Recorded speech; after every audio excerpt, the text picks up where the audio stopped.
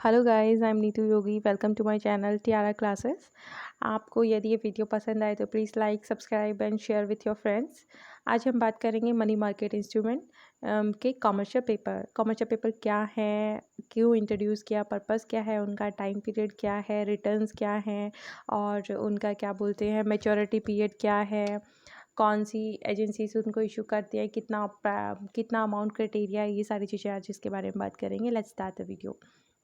Commercial paper, what is commercial paper? Commercial paper का nature क्या है? कमर्शियल पेपर का नेचर है अनसिक्योर्ड नेचर का होता है। अनसिक्योर्ड इंस्ट्रूमेंट होता है, issued in the form of promissory note and redeem होता है at par to the holder at maturity. Commercial paper is short term money market instrument issued. Short term money market instrument है। Short term means with in 1 year. And इसका introduction कब हुआ था, introduce कब हुई थी ये इंडिया में? कमर्शियल पेपर इंट्रोड्यूस हुआ था, commercial paper in 1990, govern by the guidelines of the FIMMDA in consultation with the RBI. किसी गाइडलाइंस के अकॉर्डिंग, फिमिदा कमेटी के अकॉर्डिंग, कंसल्टेशन किसके? आरबीआई के।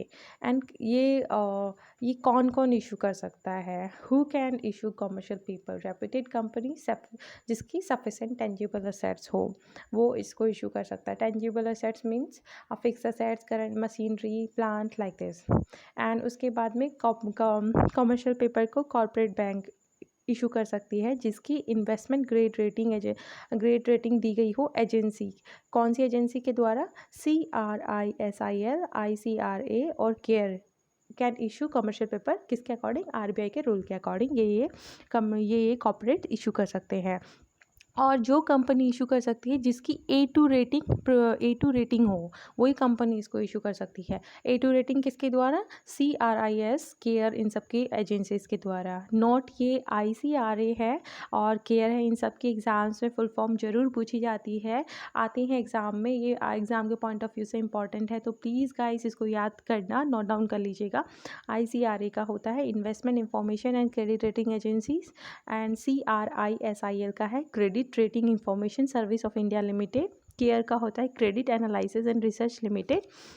एंड इस कमर्शियल पेपर का पर्पस क्या है? कमर्शियल पेपर का पर्पस है इशू होने का बिकॉज क्यों इंट्रोड्यूस किया गया? बिकॉज ये हायर रिटर्न्स देती है। किसके कंपैरिजन में? फिक्स डिपॉजिट और सर्टिफिकेट ऑफ डिपॉजिट के कंपैरिजन में। और इसका कमर्शियल पेपर का हायर डिनोमिनेशन है किसके कंपैरिजन में? Treasury bill and certificate of deposit. देखो इसके 2 फैक्टर है, एक तो होता है हायर रिटर्न देती है और एक होता है हायर डिनोमिनेशन होता है। तो इसीलिए ये इम्पॉर्टेंट है, बेनिफिट है। एंड ये और एक और चीज़ इसका पर्पस है, रिलीज़ करता है pressure on bank funds for small and medium size borrower and at the same time allowing highly rates company to borrow directly from the market. इसका विदाउट एनी इंटरफेरेंस बैंक का ये companies क्या कर सकते हैं? बोरो कर सकते हैं डायरेक्टली। किसके? कहाँ से? मार्केट से।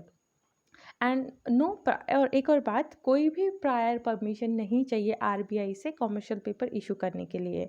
कोई परमिशन नहीं चाहिए, कोई रिस्ट्रिक्शन नहीं आरबीआई के थ्रू कि पहले परमिशन लो फिर उसके बाद में हम इशू करेंगे कमर्शियल पेपर। ऐसा कोई रूल नहीं बना रखा है उन्होंने, फ्री है।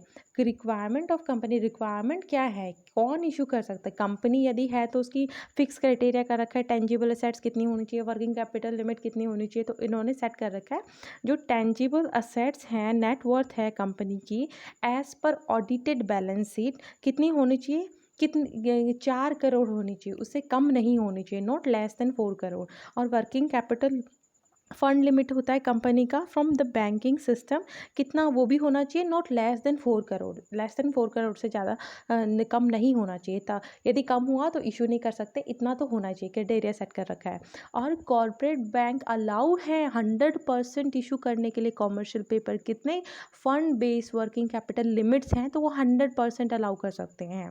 एंड एक और बात नोट करनी चाहिए, द कंपनी पर वो नहीं होना चाहिए, डिफ़ॉल्ट नहीं होना चाहिए एनी बैंक लोन में। जिसका डिफ़ॉल्ट होगा वो इशू नहीं कर सकते। The company should not be default in any bank loan.